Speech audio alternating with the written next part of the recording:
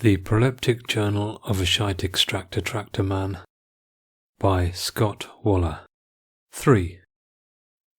One day later. Hello again, ancestors.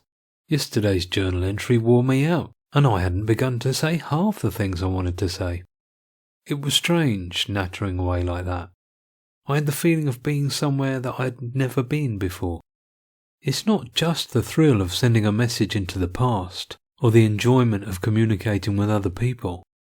What made me feel peculiar was the sense that my mind was becoming a bit less cloudy. I had the impression of crossing over into a new mental territory. The mere fact of forcing myself to give some sort of account of myself gave me a strange new feeling. I've started to wonder how I ought to go about arranging this account. Should I make it poetical? I'm a bit too prosaic for that. Besides, if I want to be understood by lots of people, I'll have to be as clear and simple as possible. So I'll try to be clear and simple. I'm not sure I'll manage it. In fact, I'm not sure of much. Perhaps that's really what I'm after, being sure about something.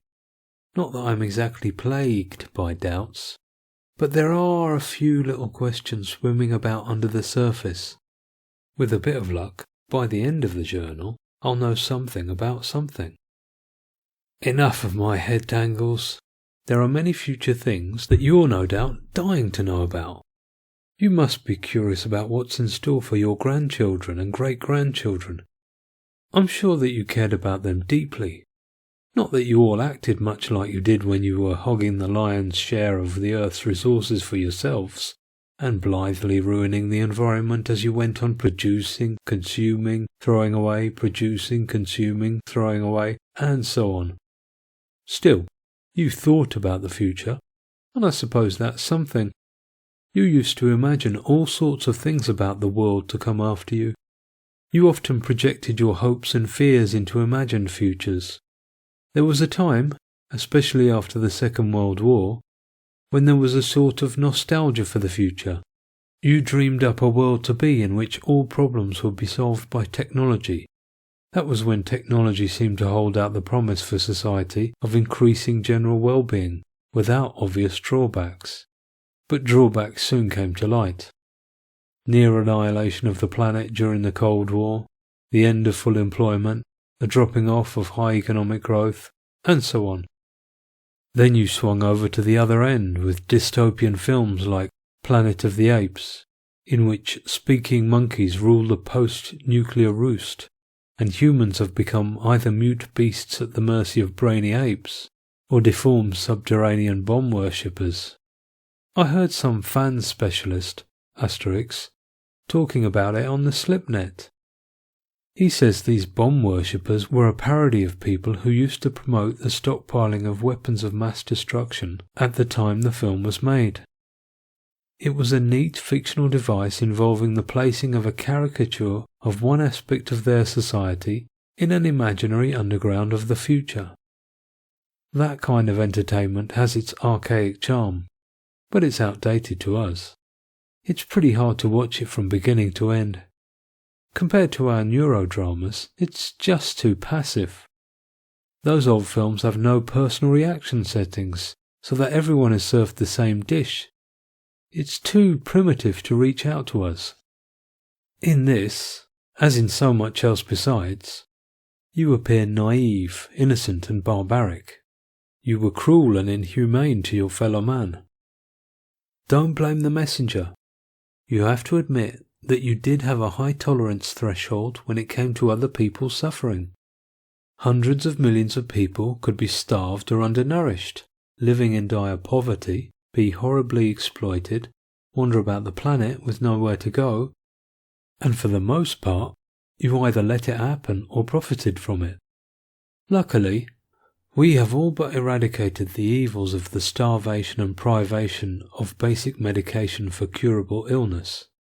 Genetic scanning in birthing institutions weed out most anomalies, so diseased fetuses can be aborted if necessary, while many treatable conditions can be remedied early, though my mother's case was one of the exceptions. There are no longer any wars committed by those who plunder the Earth's resources for their own benefits, or simply to indulge in a mixture of global bullying and short-lived fits of self-righteousness. Luckily, we have abolished the direst features of poverty. Today, nobody dies because of malnutrition. It's not that we produce more food than you, but we manage to get it where it's needed. What's called GRWD, Global Regional Wealth Differential, exists, of course, but not miserable, starving, disease-ridden poverty as such.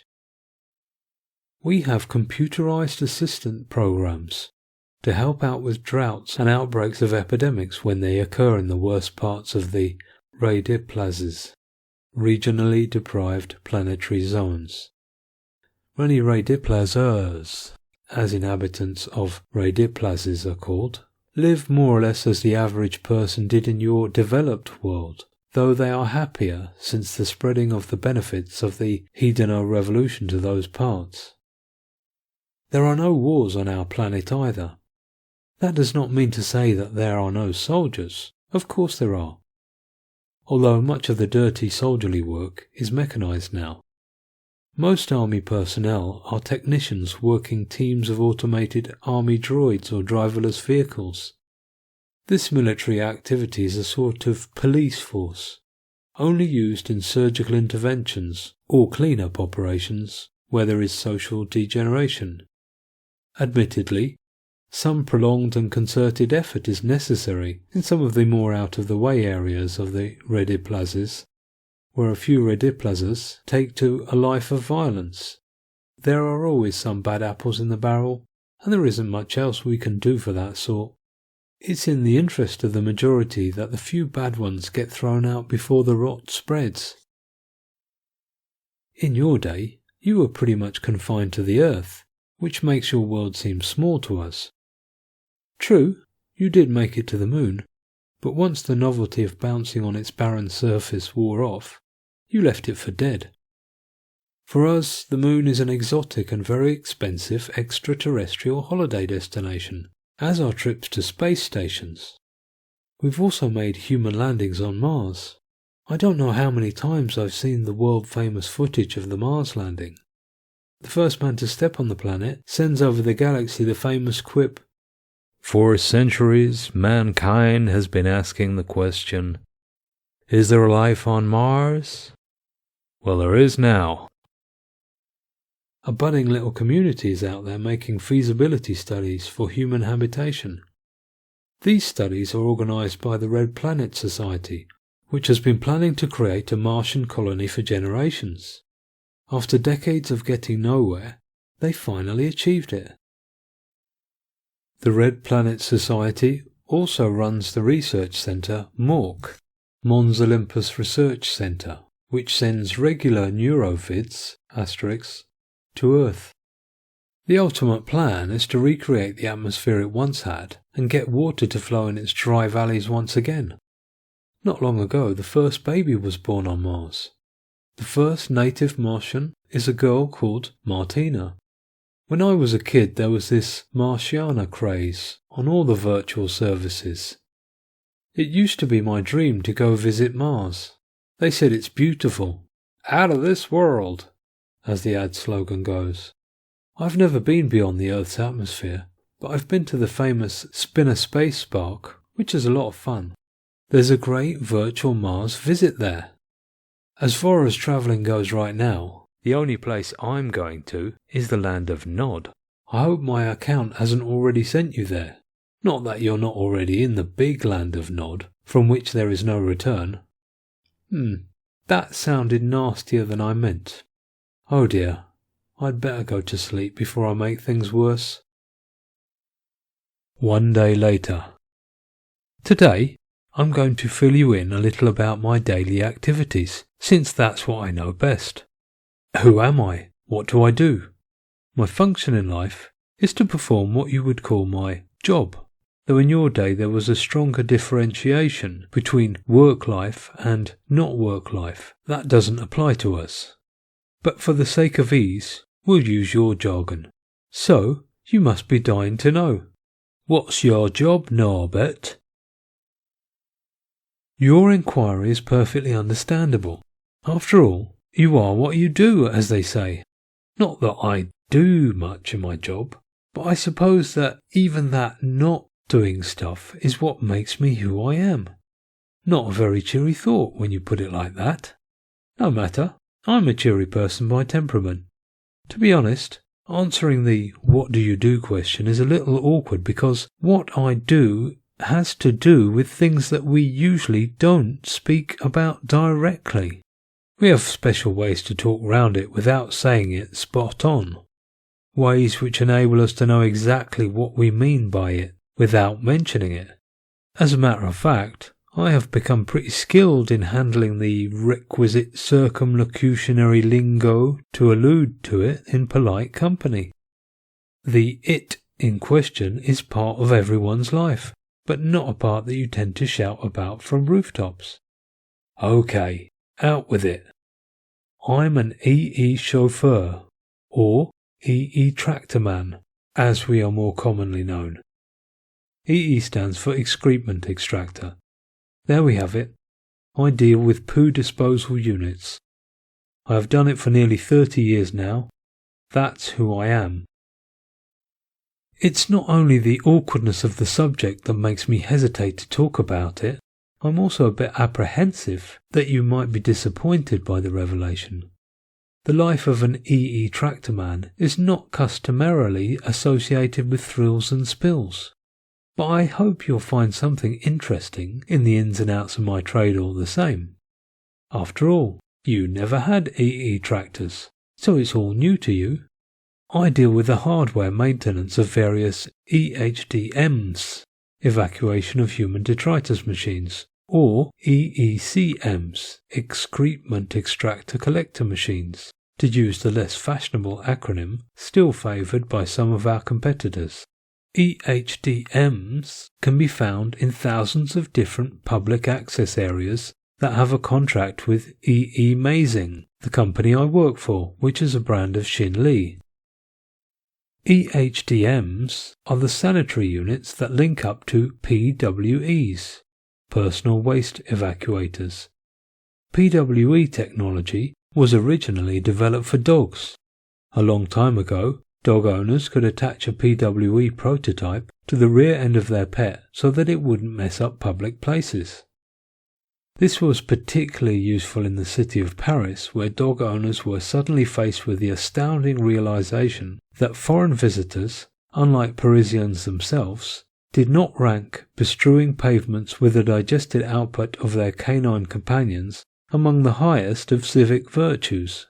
I know for a fact, it was on the slipnet, that it used to be mandatory for foreign nationals requesting French nationality to undergo a crash course in how to train your dogs to poo in places that catch pedestrians out. The same technology was eventually applied to old people, since it was too expensive to pay people carers to do all the messy stuff. Babies were the next big market. After some hesitation, the post-nappy revolution took off in a big way. Child carers easily saw the benefits of a contraption that saved babies from having excrement sticking to their little behinds, prevented their buttocks going red, and saved parents the chore of having to wipe the stinky stuff away.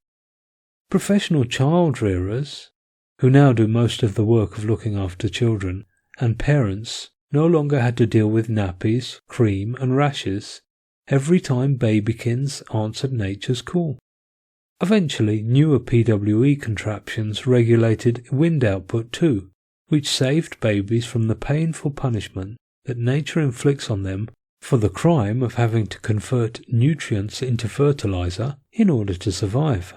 Later, children, and then adults, started to use similar personal waste evacuating devices. Little by little, mankind progressed in hygiene and manners so much that what started out life as a clean doggy application became a universal human custom, and we are a lot better off because of it. Why is that, Norbert? I hear you asking. Because with our personal waste evacuator technology, we don't need to go to the toilet anymore. We have digestion trackers fitted to our PWEs. They tell us that it's time to clean out the system. When the tank is getting full, we go to an EHDM station to empty it. The lower-end digestive process is largely automated these days. The PWE I use is the flagship product manufactured by Banana. It's called the Evac Nano Flow copyright. I'm a big fan. As far as price ratio quality goes, there's simply nothing better on the market. It's really user-friendly, it's smaller, slicker, faster, and less intrusive than my last PWE, which was the Evac Minipad copyright. The Evac Nano Flow copyright has all the functionalities of an Evac Minipad copyright without the inconvenience. It's more comfortable than the Banana Flow Pro copyright, on which it is based, and does not have some of the irritating bugs that you get in the Evac Shuffle copyright that it most resembles in design. Although I'm a happy customer, I must admit the Evac Nano Flow copyright is not rated as highly as the very expensive Evac Slick copyright, which is supposedly outstanding on all fronts and is endorsed by both the top PWE specialists and many famous techie experts. But the Evac Slick copyright is beyond my price range. Of course, you can always try your luck with Banana's chief competitor, Ramring, which has a respectable range. Ramring's Via Lactica copyright is pretty good, although their recent Heaven Tongues copyright model had to be recalled because a couple of them exploded while in use, causing mortifying embarrassment to the users, who will no doubt regret to their dying day ever wanting to be among the first to buy the thing. Most of us pee in the old way, because it's inconvenient to cart loads of liquid in a PWE. Both the Banana Evac Slick copyright and Ramring's Silky Way copyright come with a free evaporator app, but otherwise it's pretty expensive to get the update. Even so, peeing is a lot cleaner today since the invention of the anti-dribble apps. You link your bodily apparatus to a urinal evacuation cubicle found in most EHDM stations, which stimulates the bladder in tandem with your own PWE and empties it out fully so that there are no devilish after trickles. And by the way, I have bad news for those of you who indulged in that pernicious vice of having a sly whittle in the shower. Our showers are equipped with urine detectors. A scandal came to light decades ago when it was revealed that as many as 50% of people used to sneak a pee while in the shower, and over 30% even urinated in other people's showers. They used to think it was okay to do so because the wee was mixed in with water and shampoo. Nowadays, if urine is detected trickling down the drain of a host's shower, the alarm goes off and the dirty, inconsiderate guest has his wicked designs exposed. So that is the hygienic future your grandchildren have to look forward to. For us, it now requires a ginormous mental leap to imagine a world in which one is forced to inhale the human discharge molecules floating about in a small enclosed space. Not only one's own discharge, but that of other people who used the same dismal facility before you. It's like enforced passive smoking. Smoking was another evil that existed in your day, but has long been left behind now. Even worse, it's like the pre-sewer age when people would chuck their waste out the window onto the street. Or like the Middle Ages when a group of diners all ate from the same dishes. A household of bawdy knights dipping their grubby fingers in and out of one bowl after picking their nose, wiping snot away from their faces, or touching all kinds of filth. What horror! It's true that you still do get a few people who fantasize about living back in the grimy, dark days of your era, but it's mostly a lot of tosh about having a supposedly authentic existence. You know the kind of neurodrama thing. Well, you haven't experienced neurodrama, but you get the drift. In which some funny person gets transported back in time and discovers how disgusting it was and is desperate to get back to our age. Or an android dreams of having all the biological features of a human being, until it realizes that it was just wishing for what it can't have and ends up becoming reconciled to a life serving human beings at the end of the story. All said and done, we've made enormous progress in hygiene technology compared to you cavemen. Only a few rearguard activists and a bunch of fuddy-duddies in the fringes of society try to buck the trend. I once saw a neuromentary in which a group of naturalists a couple of generations ago were yelling, "Save our naturally stinky arses," or something like that. They were the stinky arses if you ask me.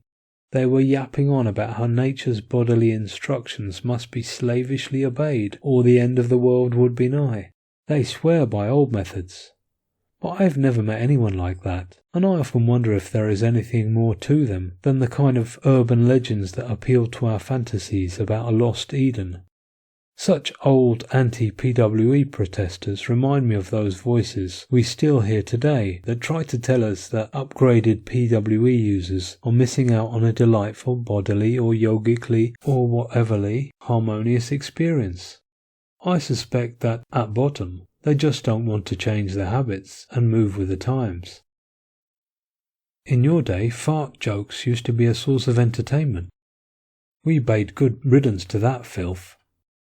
Fifth-generation PWE technology came up with a viable solution to this problem, which has taken the wind out of that comedic sail. No more does the anarchic human digestive tract produce mysterious noises from the nether mouth that should be neither seen nor heard.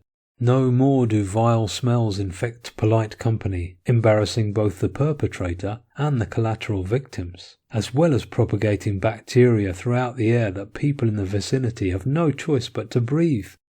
Today, few people under the age of 25 have ever had the misfortune to hear a real fart.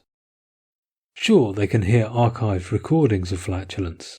I've even heard that one musician distorts old Trump recordings in his compositions, and that it is considered quite beautiful by music lovers who don't recognize the unsavory source of the sound that flatters their ears until the news is broken to them. Today, people wouldn't laugh at a real fart sound if they travelled into the heart of a radiplas and were able to hear one. We pity such poor folk that still have to live among aerial squalor. Alas, not absolutely everyone in our world has access to sophisticated, clean EE technology. In some radiplaces, behind the patrol barricades, functioning EE systems are hard to come by. But not all radiplaces are that backward. As a matter of fact, it's in the more promising areas of the radiplaces that much of the raw material of my own trade is treated and refined. It goes through our EE distribution centre and gets sent off there. They generate energy, much of which gets sent back to us, or they recycle it to make fertilizer for crops, or for the world's forest parks, including what used to be called jungles. I've heard that this treatment process is dangerous work because there are a lot of toxic chemicals involved. That's why the work is done in the radiplaces and not closer to where the raw material is produced. In your day, it was considered normal for people to sit amidst the olfactory ambience of putridity, amid the gaseous flotilla of bacterial fog on a ring seat above a little pool of contaminated water. You would sit on this large zero and wait for your digested waste to exit the body without mechanical assistance and splash into a watery hole. From thence, untreated filth flowed down tubes and pipes, hidden in the walls, under the floors, and over the ceilings of houses, to amass in an underground network of polluted canals flowing under cities to be treated only at destination. I suppose people had to go off to do their disgusting business several times a day. If need be, they'd have to do it in someone else's unmechanized EE system, or worse still, in public waste disposal contraptions. It doesn't bear thinking about. Once you were more or less satisfied that the body had ejected all the waste, although how you could tell without measuring apps mystifies me, you would clean yourselves manually. You wiped away the filth with your own fingers, smearing dollops of it over your behind and over your hands, no doubt, in the process. I'm told that some sort of paper was used, but minuscule specks of man muck must have got caught in the nooks and crannies of the rear zone or on the fingernails. From there, infected morsels could have easily travelled far and wide.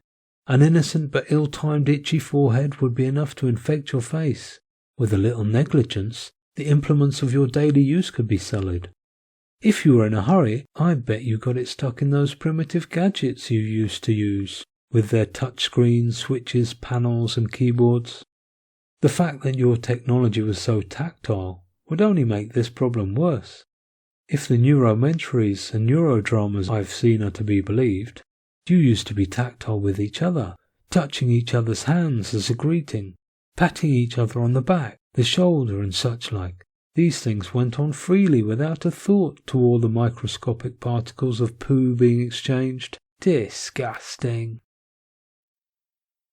The advantages of PWEs go beyond hygiene. Today, one can quite happily dine, work, receive visitors, etc., while your PWE is taking care of lower intestinal evacuation without you even noticing. Can you imagine inviting guests round for dinner, bidding them undo their trousers and sit down on one of the porcelain bowls distributed around the dining table, and then admonishing them to unload their bowels and bladders during wine quaffing, aperitifs, main course, desserts, and civilized conversation, while the odours of recherche cuisine mingle with the wafts of backside breathing? What a ghastly thought! I almost hate myself for thinking it, but it was you, I'll have you know, who made me think of it. It's incredible when you do stop to think about it. I mean, have you ever smelt human crap? Well, of course you have. You had no choice in the matter. When I was young, I went on a brief trip to Aire des Places and got a bit lost. I ended up in what the news gossip stream calls a no-go zone, where people are used to living without mechanized PWEs. It was awful. Dear me, I'm making myself feel queasy. I'd better stop for the day. Before I do, I should clarify that if I go into such unpleasant details, it's to point out that even if my profession deals with something taboo, something which, in some ways, cuts me off from others, who turn their noses up at me and aren't so keen to continue talking to me when they find out what I do, or who give me that awkward smile on the slipnet, I can always console myself that at least I'm not as dirty as you lot.